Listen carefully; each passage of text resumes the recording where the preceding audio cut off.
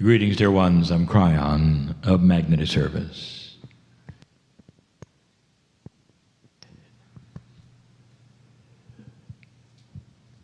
In a giant imaginary ocean, perhaps multidimensional, there is a ship.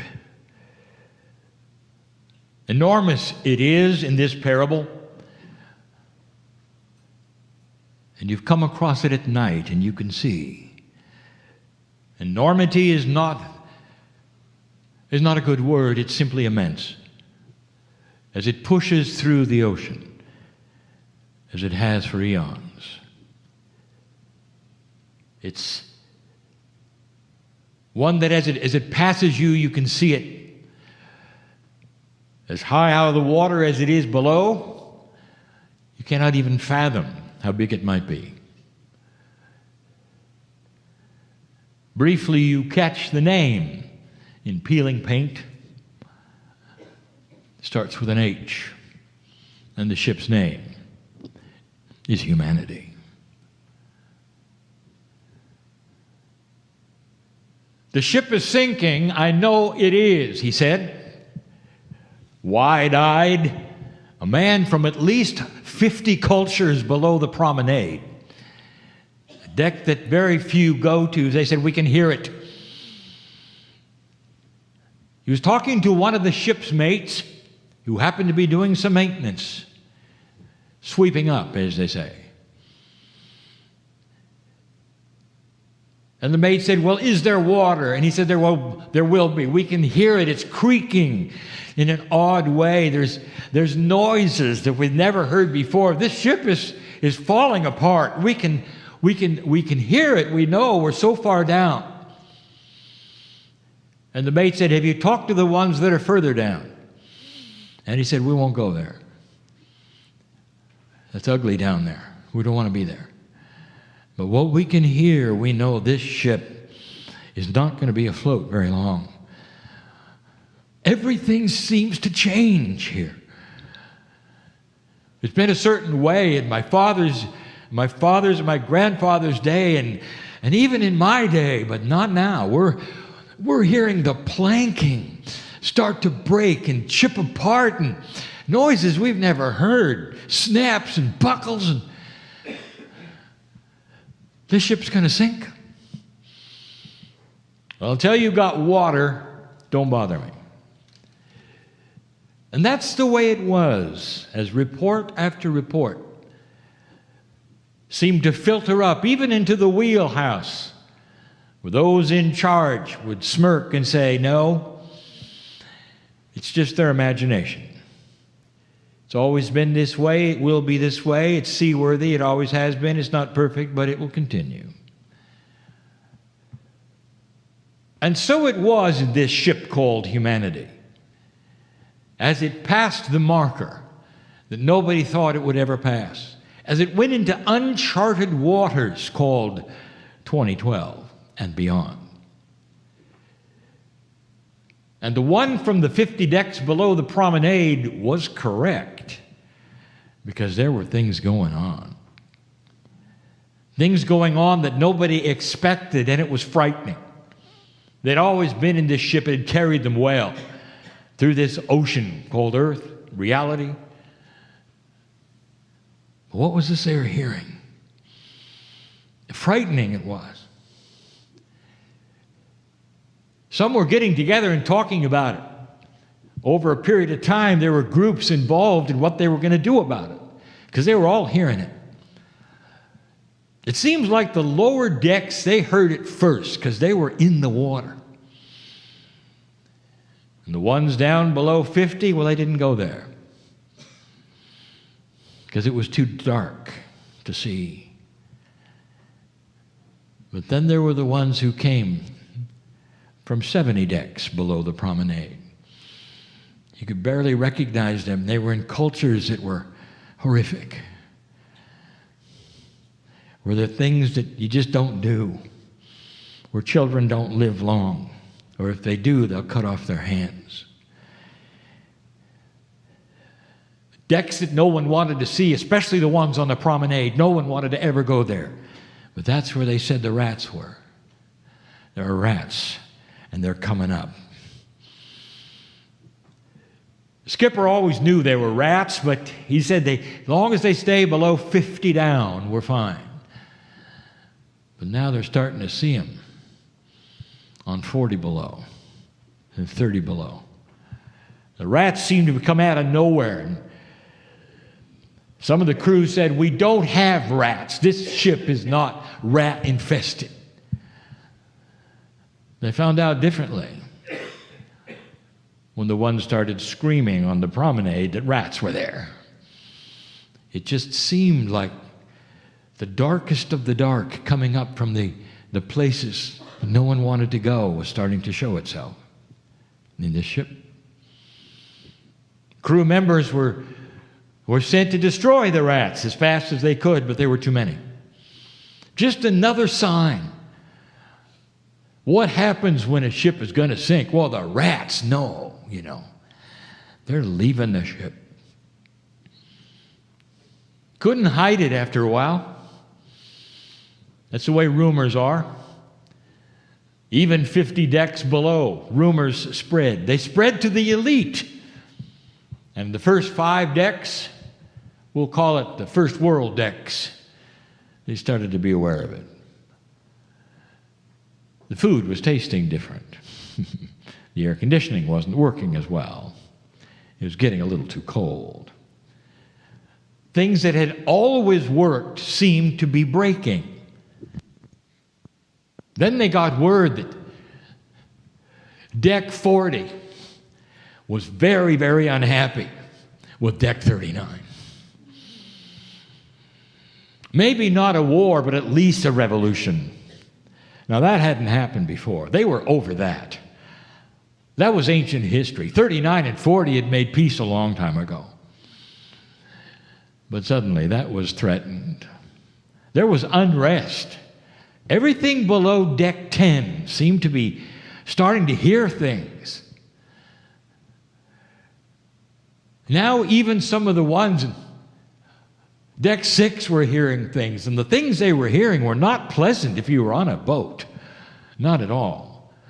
You're hearing splitting of timbers. This ship's going to sink. Is there any water? The skipper would say. And they'd send down the crewmen and they'd say, no, there is no water.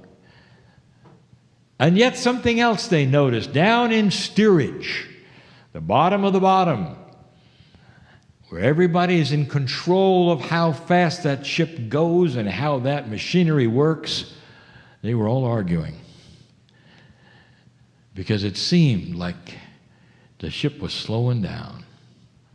And yet the propellers were going just as fast as they ever had before, but the paradigm of how fast things should go with how much fuel is used and where you get it and how you get it was breaking down. There are even some that said, we may run out of fuel. We're going to have to do something different, or this ship is going to stop. And everybody knows that the ship can't stop, because if it stops, it'll pull water into it. It must keep going.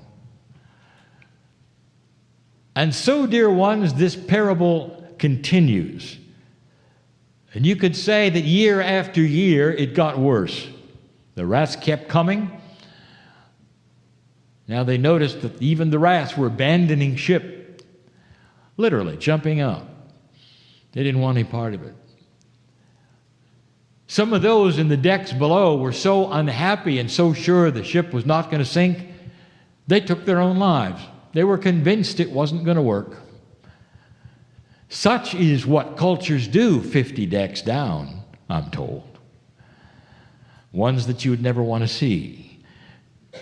Ones that are controlled by those who are unbalanced and dysfunctional. And so this ship called humanity was in trouble, seemingly. And here's what I want to tell you. That in those years of this ship slowing down with all these noises, these crackles and bangs, they started to see it happening. Oh, The first one who saw it couldn't believe it.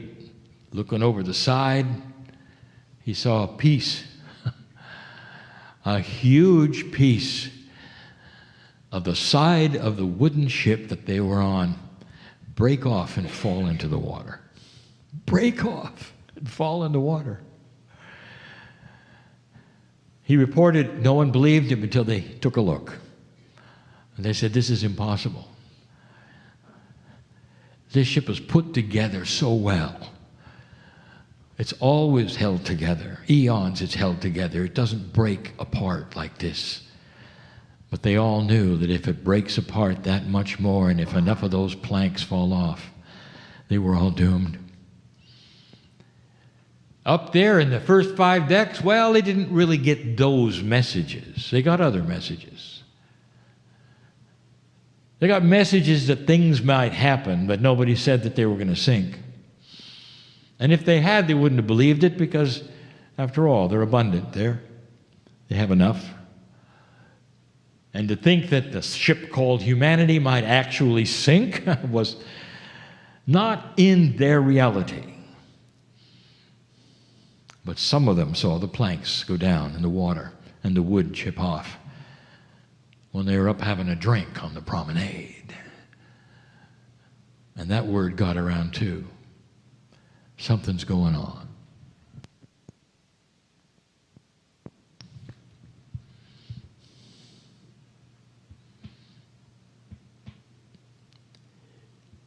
If you listen to your news, dear ones, the ship is sinking. It's sinking in every single way that you're used to. And all the things that you might count on are starting to erode. That's what they would tell you, because that's what it looks like in that dimension that humanity has always been in. You see, the ship is not going to last, they say. Let me introduce you to something that some heard and some did not. Some saw and some did not. One of the children sneaking in to one of the decks that is odd and unusual. A deck you were told to stay away from.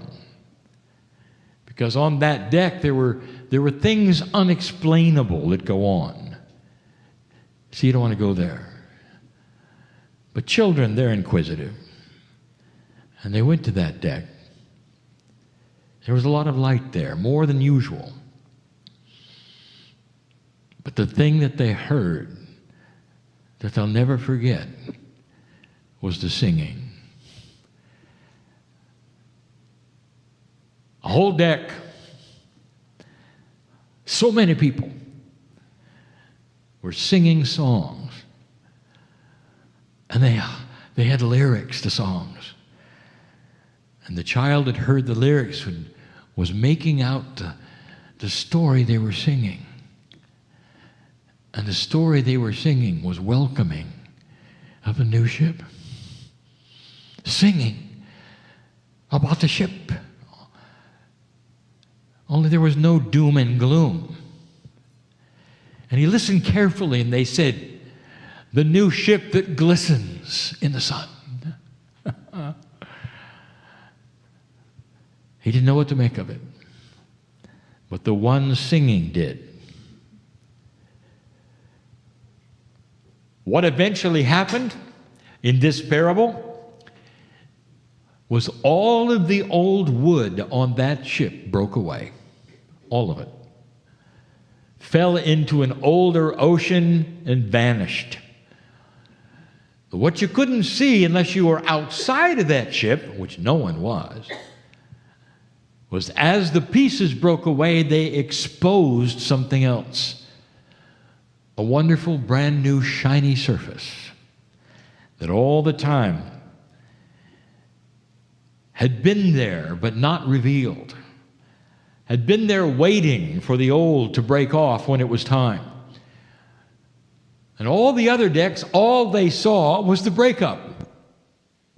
They didn't see the new shiny, the metal that was replacing the wood. The ship seemed to be slowing down in the water because the engines were old and they weren't functioning right. Until they got new engines. Engines that worked differently than anyone ever thought an engine could, with no fuel.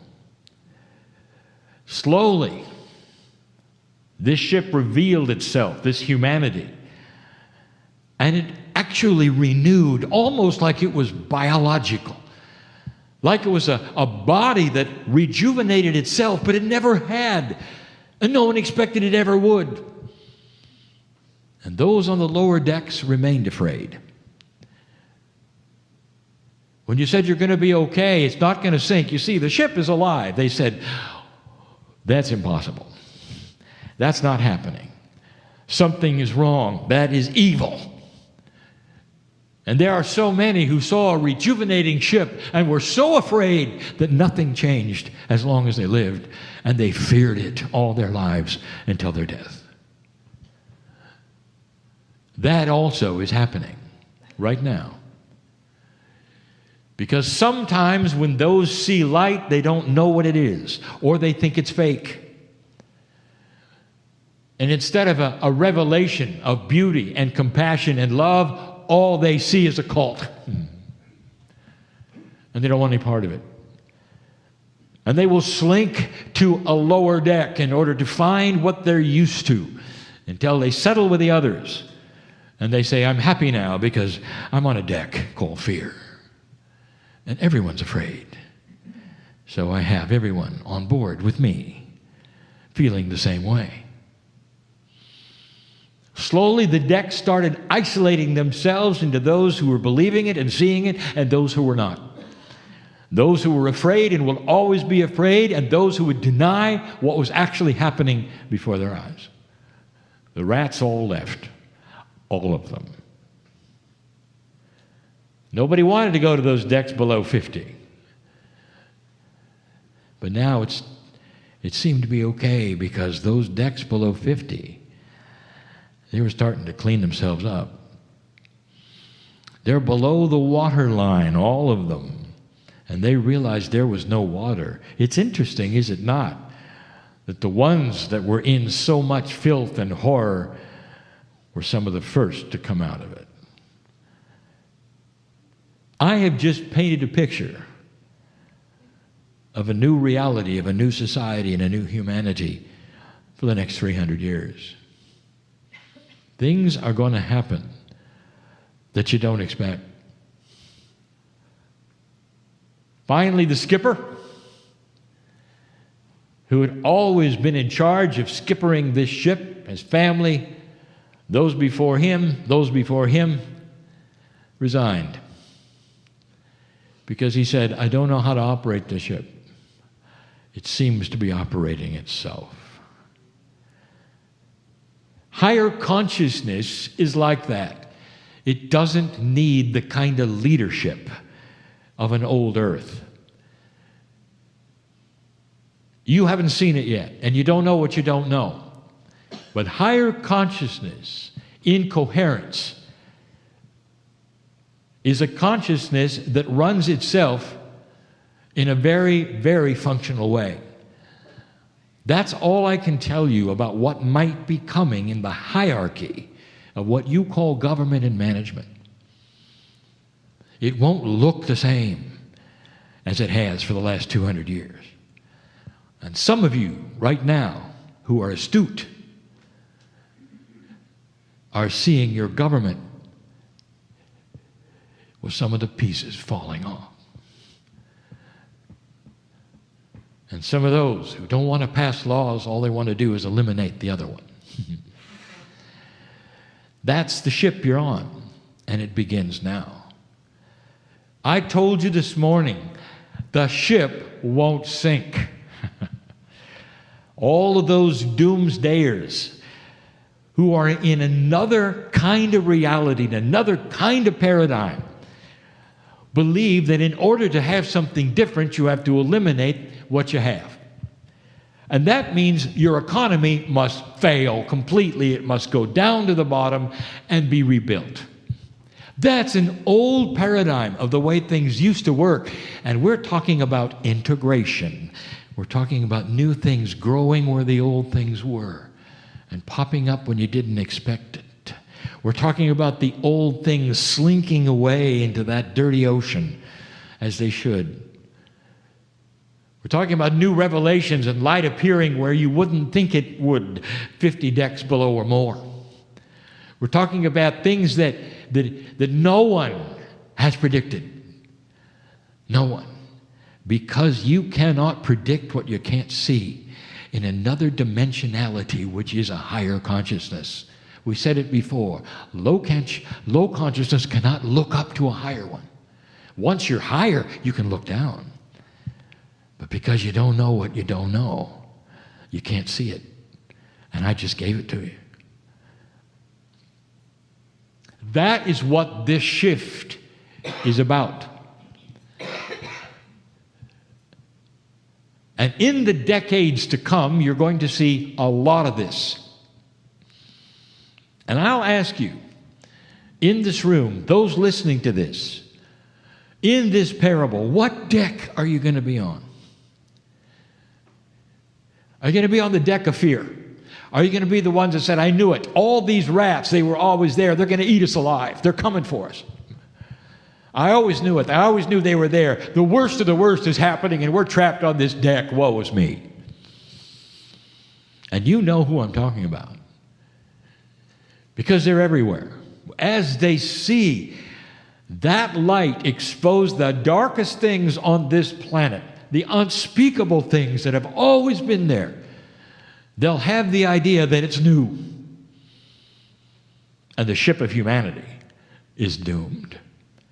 And they won't see it as it is. The exposure of something that has always been there. The exposure of something that will vaporize because light does that. That cannot exist in a higher consciousness on a ship that's starting to renew itself and becoming stronger and faster and different. I don't think any of you are going to miss this parable or what it means or how it works. But human nature has choices. To accept it, to understand it, to work beyond it, to be stuck in it, to fear it, all of those things, that's your choice. Meanwhile, I'll tell you, the old souls of this planet are singing with lyrics about this new ship. And those lyrics include other lyrics about a new Jerusalem, about a new planet, about coherence, about things you didn't plan on, about food for everybody and clean water when you didn't think it was there, about inventions that are coming your way that make sense and will help humanity instead of raping the land. This is the potential. It's why I am here, giving you these messages from the creative source, because these are the messages that have happened before in other societies who've gone through exactly what you're going through. Oh, dear ones, free choice is interesting. And in this planet and in these cultures interfacing one another, anything can happen. 2 steps forward, a step back, another step forward. This is up to you. How fast it goes is your decision. It's not coming from the stars. It's not coming from the creative source. And that is why I am here, to inform the souls that will listen, not to fear, to hold the light, and to be part of a new ship.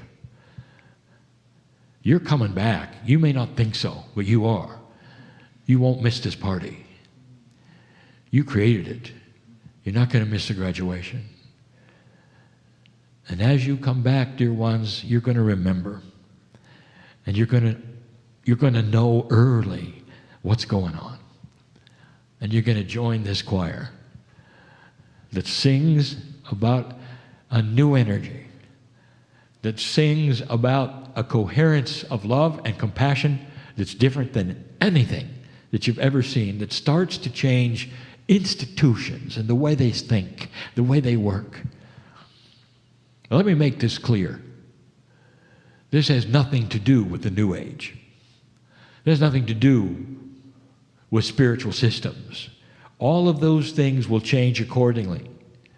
This has to do with the general population of Earth, who will start to feel these things, be part of these things, and under the guidance of those who seem wiser and more loving and kinder, called the old souls. And these are the ones I'm talking to. I want you to hold this vision, because what you're doing today is just the beginning. Be ready for those who are going to race up from the other decks and tell you the ship is sinking. Be ready. And when they do, I want you to recognize them for who they are and the fear they're in and the dimensionality they're in. And I want you to love them, hold them, and comfort them, and tell them not everything is as it seems. This is your job. You wonder why you're here? To hold this light of this planet, no matter what you do. Whether you're simply going to work or simply raising a family or your grandchildren. You're interfacing with other humans, many of whom are afraid. And this is what you do. You don't have to write a book. You don't have to run for Congress. You just have to hold this light. And even though you don't know the words, you can sing the song about the new ship that's being created right at your feet. And so it is.